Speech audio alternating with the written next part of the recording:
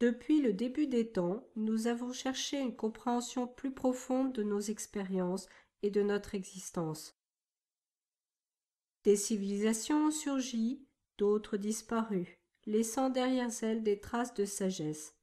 Y a-t-il des indices dans ces traces qui peuvent nous aider à unifier cette sagesse ancienne avec la pointe de la recherche d'aujourd'hui? Pouvons-nous voir la nature de façon plus holistique, ce qui permettrait de résoudre la plupart des problèmes auxquels notre monde d'aujourd'hui doit faire face? Êtes-vous prêt à traverser l'horizon des événements?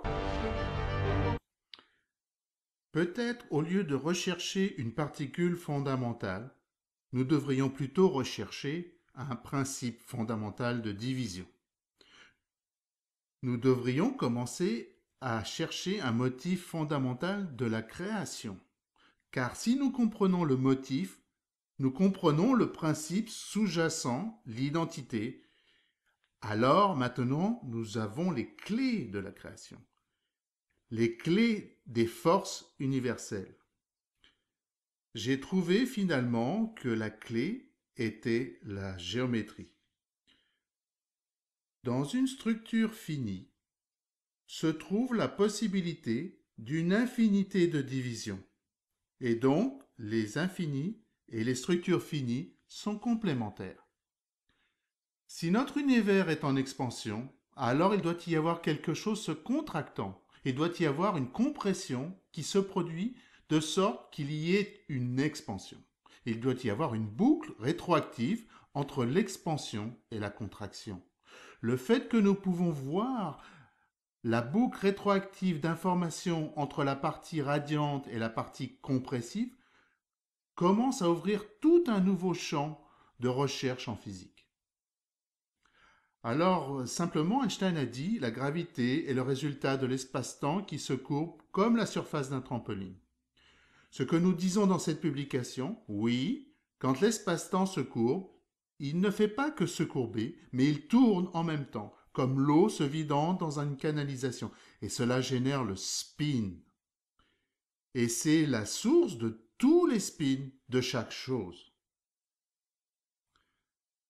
Maintenant, quand vous regardez la nature, vous pouvez voir ces dynamiques. En prenant ces principes et en les appliquant pour vous-même, vous pouvez commencer à visualiser, à imaginer, vous pouvez commencer à expérimenter que peut-être dans la structure finie dans laquelle vous êtes se trouve le potentiel de division infinie, le potentiel d'information à l'infini.